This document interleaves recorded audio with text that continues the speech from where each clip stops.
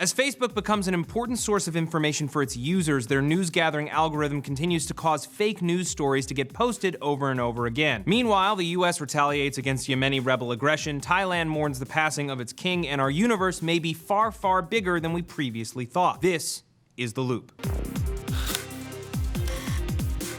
By now, you may have heard that near the end of August this year, Facebook's trending news section underwent a subtle but undeniable change in its operation. Since its inception, the trending news, gathered from around the web by an algorithm, was monitored and edited by human employees. However, in August, Facebook chose to let its human editors go, in part due to increased scrutiny over political bias influencing the types of stories and websites that its editors chose to show versus the ones that they didn't. Trending news, for the first time, was running on its own without interference. So how's that going? The Washington Post conducted an experiment from late August through most of September, and they found that during that time, at least 5 indisputably fake news stories and at least 3 deeply inaccurate stories trended on the site, as well as blog posts and links to online stores such as iTunes. A few examples include a false story about a Clemson University administrator who kicked a praying man off school grounds, as well as satirical stories on the iPhone 7 and the Buffalo Bills from the comedy sites Faking News and Sports Pickle. Facebook refused to comment on these matters to the Post at press time. Just another reminder to take news found on Facebook with a grain of salt or maybe a whole shaker. Early Thursday morning local time, the United States military fired Tomahawk cruise missiles at radar sites in rebel-controlled areas of Yemen, according to a senior Defense Department official. The launch was in response to 2 separate occasions where missiles were fired at the U.S. Navy destroyer USS Mason this past Sunday near the Bab el-Mandeb Strait. The missiles originated from areas controlled by Houthi rebels, and according to initial assessments by the U.S. military, the American retaliatory strike destroyed all 3 of its radar site targets. Pentagon Press Secretary Peter Cook revealed that the strikes were authorized by President Obama after they were recommended by General Joseph Dunford and Secretary of Defense Ash Carter. In a statement, Cook said, "These limited self-defense strikes were conducted to protect our personnel, our ships, and our freedom of navigation in this important maritime passageway. The United States will respond to any further threat to our ships and commercial traffic as appropriate, and will continue to maintain our freedom of navigation in the Red Sea, the Bab el-Mandeb, and elsewhere around the world." In Thailand, Thursday, King Bhumibol Adulyadej passed away at the age of 88. King Adulyadej reigned for 70 years over the nation and was the longest reigning monarch in the world. According to the BBC, the king was widely revered by his people, but due to his increasingly poor health in recent years, King Adulyadej was rarely seen in public. His son, the Crown Prince Maha Vajiralongkorn, will inherit the role of king, according to a statement by Thailand's Prime Minister Prayut Chan-o-cha. Speaking to the people of Thailand via a televised address, Prime Minister Chan-o-cha proclaimed that the nation would mourn King Adulyadej's passing for 1 year, that all flags must fly at half-mast, and that any and all entertainment events must be, quote, toned down for 1 month. According to the BBC, the king's passing comes just 2 years after a successful coup in 2014, and the country remains under military control. Astronomers have discovered that our universe is composed of a staggering 2 trillion galaxies, according to findings published Thursday in the Astronomical Journal. The new figure stems from recent 3D modeling of images that the Hubble Space Telescope has gathered over the past 20 years. Scientists have tried to determine how many galaxies exist in the universe since 1924, when Edwin Hubble proved that the Andromeda Galaxy was separate from our own. However, this new figure of 2 trillion far exceeds what we previously thought was true of the universe, with some early reports incorrectly stating that the universe could be 10 to 20 times bigger than we thought it was only days ago. Based on these new findings, our technology only allows us to see 10% of the total universe. Christopher Consolis of the University of Nottingham, which led the Hubble study, said in a statement, "It boggles the mind that over 90% of the galaxies in the universe have yet to be studied. Who knows what interesting properties we will find when we observe these galaxies in the next generation of telescopes." So now I want to hear from you. How do you feel about Facebook's trending news section? How do you feel about the US's strike in Yemen? How do you feel about the passing of King Adulyadej or our ever-expanding universe? Let us know down in the comments below. Like this video and subscribe to SourceFed. Until next time,